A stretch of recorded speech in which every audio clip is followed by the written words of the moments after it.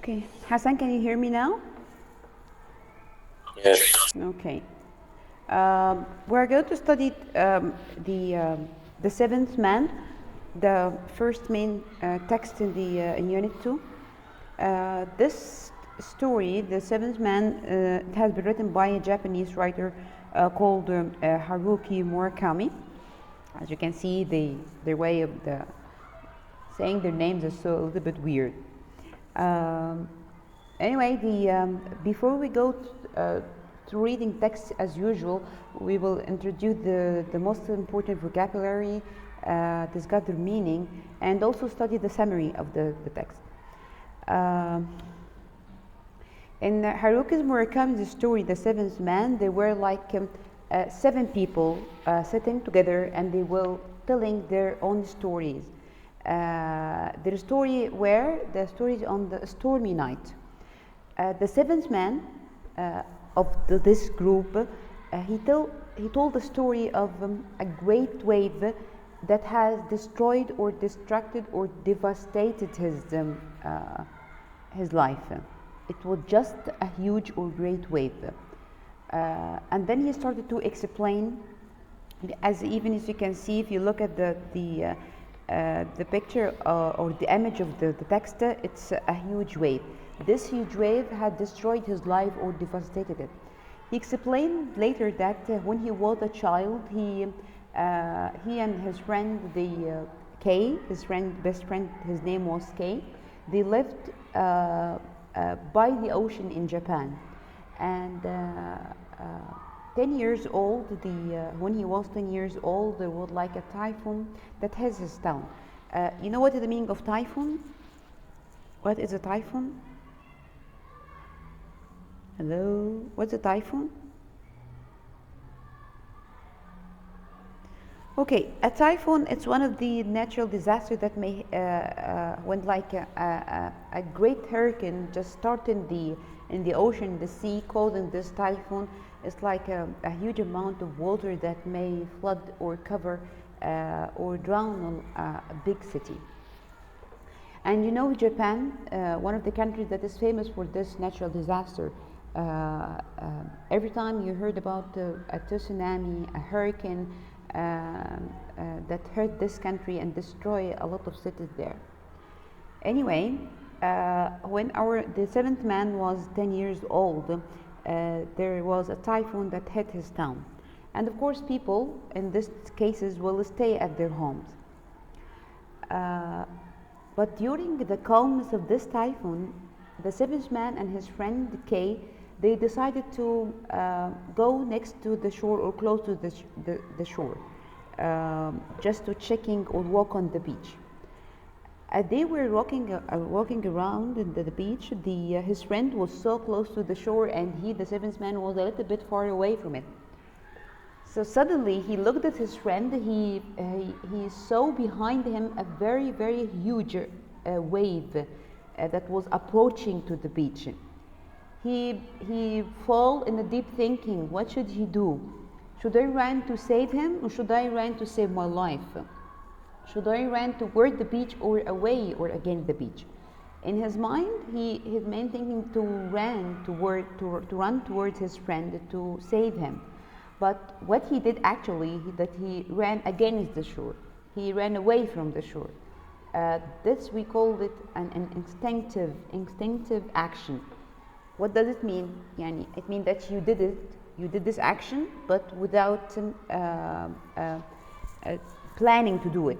It's like a reaction. You did it without planning to do it. So he kept calling his friend Kay, but Kay didn't hear him.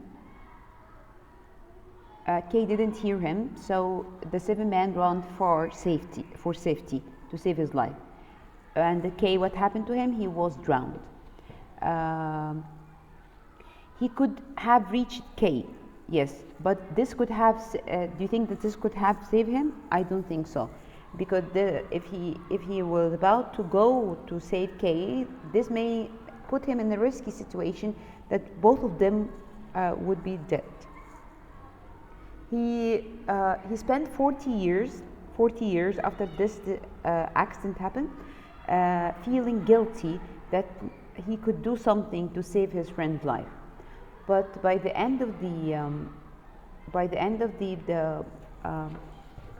the text, you'll discover that he has found the thing that healed his wounds. The question to all of you, if you are in the same, no, all of you, only Adam, there. Adam, are you going to answer, or you are muting yourself? Okay, let's go.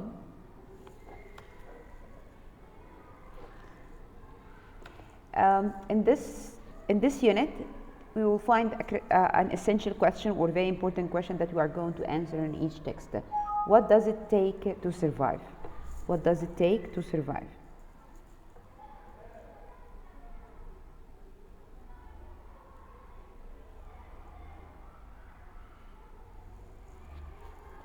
What does this question mean? What does it take to survive? It means that what would be the cost that you are going to pay in order to save your life, in order to stay alive. The main character here in our story, he had physically survives a giant wave by reacting almost instinctively. It means without the conscious thought. This instinctive feeling, it was fear. Fear was the thing that pushed him or caused him to run away from the beach. However, although he had saved himself from this giant wave, but the feeling guilty, or the guilt that he feels about having left his best friend behind, persists or continue for 40 years with him.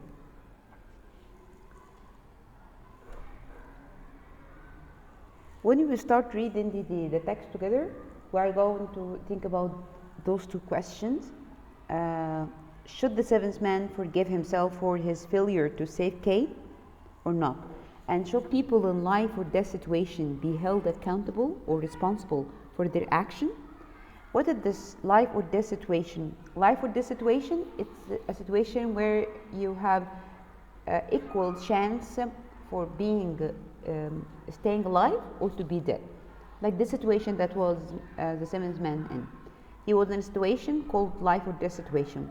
Whether to take a decision to save his life, but he was going to lose his friend, or to go on and save his friend, but this means that both of them, they will die.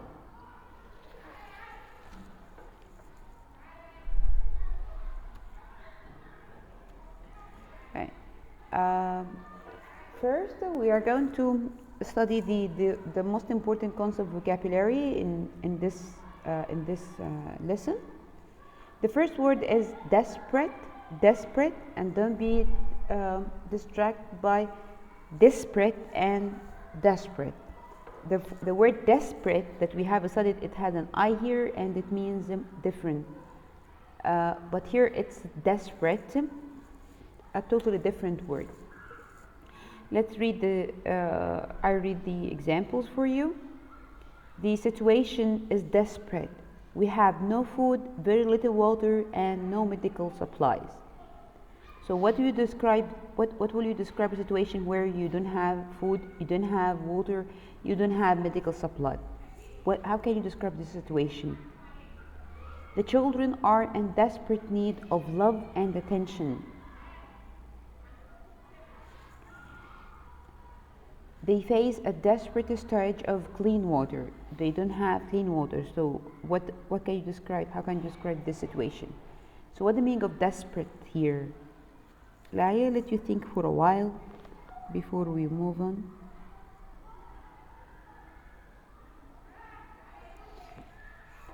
Yeah.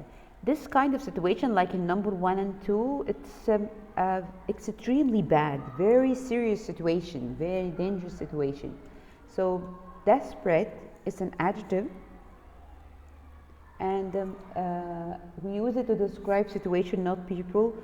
When we describe a situation by being the situation desperate, means that this situation is extremely serious, it's extremely dangerous. So the synonym is critical, or terrible. So what would be, do you think, is the antonym, the opposite of desperate? Peaceful, yes, peaceful. So you are supposed to write the word and the synonym and antonym in your comprehension copybook, please.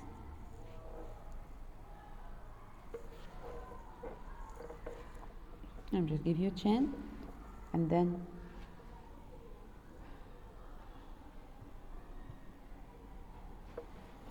let's go to the second word.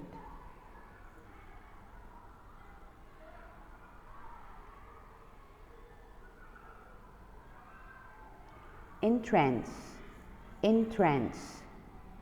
You may be confused by the word this, and you can read it entrance, and this is right. It's entrance if it's a noun, and its meaning is the way, it's the place where you get into a building or a museum, a school. We call it entrance, like a door or a gate. We call it entrance. But here it's entrance because it acts like a verb or sometimes an adjective. Let's read the sentence, and then according to the meaning from the context, we will guess what part of the speech is it. The first one, the children sat silent on the carpet, entranced by the puppet show. They were watching a puppet show on the TV, and this puppet show has entranced them, so they sat silently on the carpet.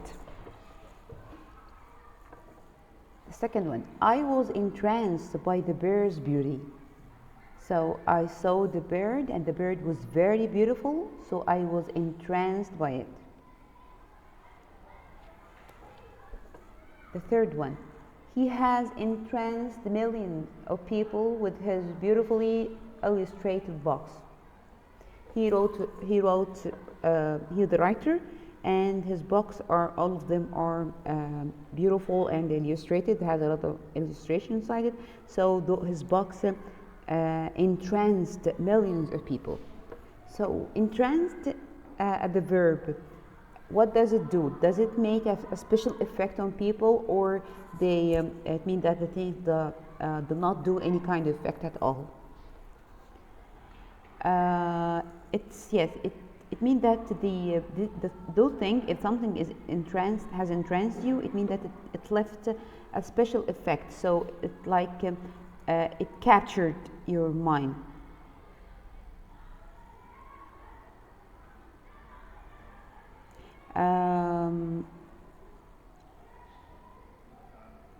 I can't enter someone without a name, so this dot have to change your name.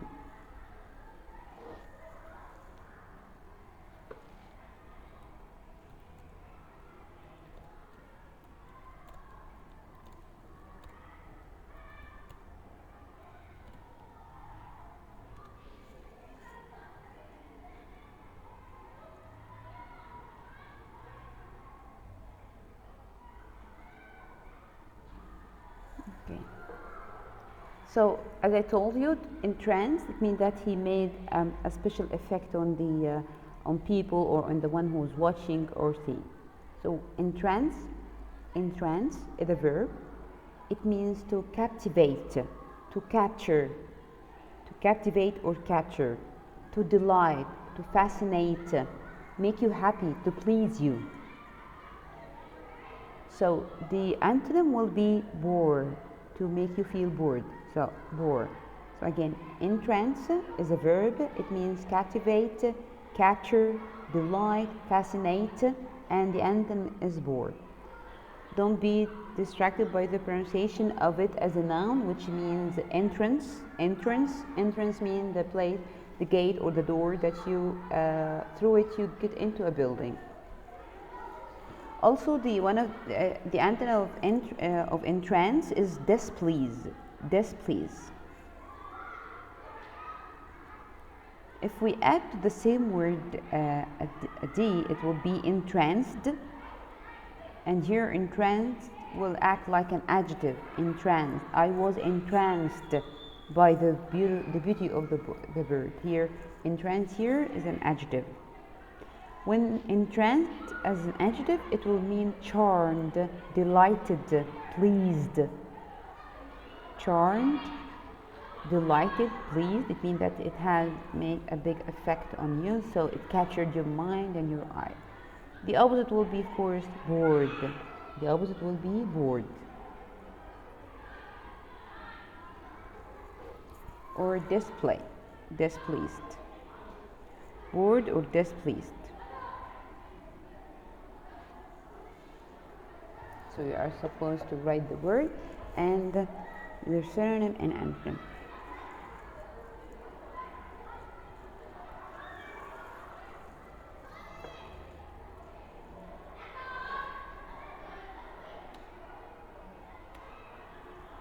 The third word is hallucination.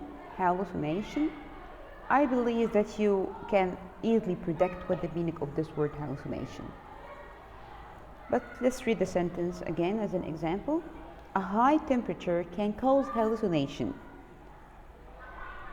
She was admitted to hospital suffering from hallucination. Was the figure real or just a hallucination?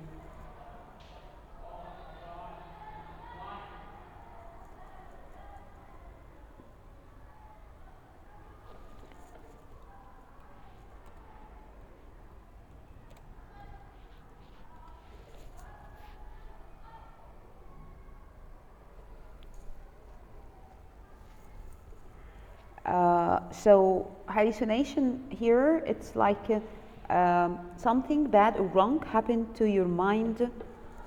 Yes, it's something like that. Let's go to the next slide to discuss what's its meaning. Hallucination is a noun. It means to see or hear somebody or something that is not really there, especially because of illness or drugs. Like when you are sleeping in your room alone and then in the middle of the night you open your eye, you see like a figure in front of you. You close your eye again and open it, so you will just wonder, was this figure real or hallucination? The synonym is delusion or illusion. Delusion or illusion. You'll find that both of the words almost have the same spelling. The opposite is reality. Reality, something real. Okay.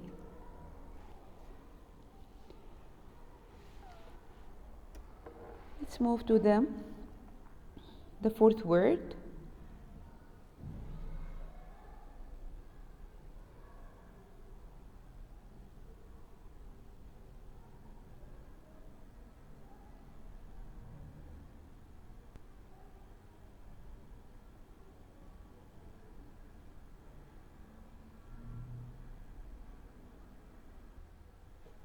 The fourth word is, you can pronounce it in two different ways, premonition or premonition.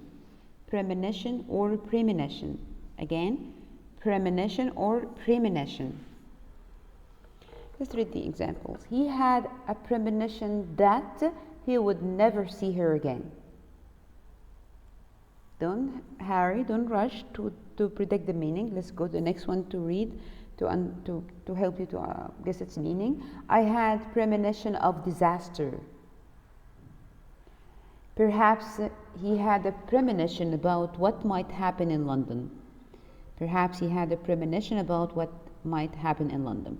Don't you? So premonition, it's something like a feeling you may have inside you, and it had a relation between a feeling and it's a predicted feeling.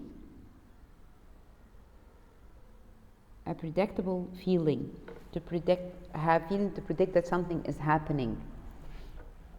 I have underlined for you all this preposition that follow the word. You can say premonition of or premonition about, or you can say he had a premonition that. So what would be the meaning of premonition, do you think? What would be the meaning of premonition, do you think? Premonition, first, it's a noun. It's a feeling that something is going to happen, especially something unpleasant. Something unpleasant. So the antonym is foreboding. The antonym is foreboding, or presentment. Foreboding or presentment.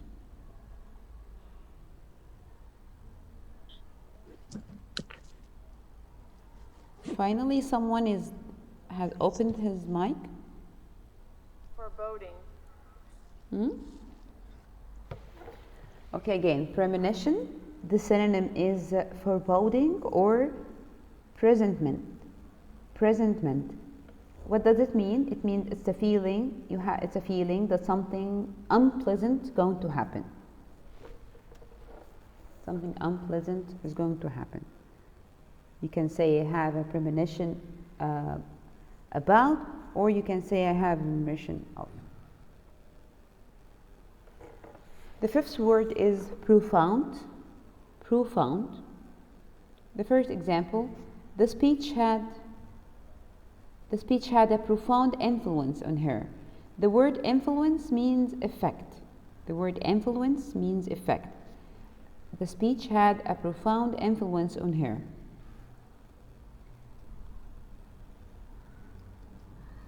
The second example, my father's death had a profound effect on us all. My father's death had a profound effect on us all. The third one, her sense of disappointment was profound. Let's take the second example to discuss it. My father's death had a profound effect on us all.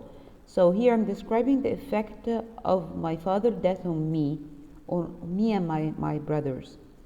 Of course, it was a very deep, great effect. So the word profound means, it's an adjective. It means very great, felt or experienced very strongly. So profound means extreme, great, or sound. Sound means great. Or it means deep and extensive effect. It means very deep effect. So if something have an extreme or great effect, so what would be the antonym? Insignificant and unimportant. It doesn't make any effect. Insignificant. This is the antonym. Or limited effect. It means it wasn't deep effect. Profound means very deep effect. Profound effect means very deep effect. The opposite would be limited effect. Profound. The last word is meditative. The first example, she closed her eyes and went into a meditative trance. She closed her eyes and went into a meditative trance. For a few moments, the two men sat in meditative silence. Many people enter a meditative state without even realizing it. So it seems that when in the first example, she closed her eyes and went into a meditative trance. It seemed that it's something to relax. So meditative, what does it mean? We have another example. His new book is a meditative memoir about losing his partner. So meditative, it's an adjective. It means thinking very deeply or involving deep thoughts to relax. Thinking very deeply to relax. So the synonym is thoughtful. Okay, no, we won't go through this. I will close this or log out now, and then I will re-enter again because it's about to end the session. Okay, so please join again. Bye-bye.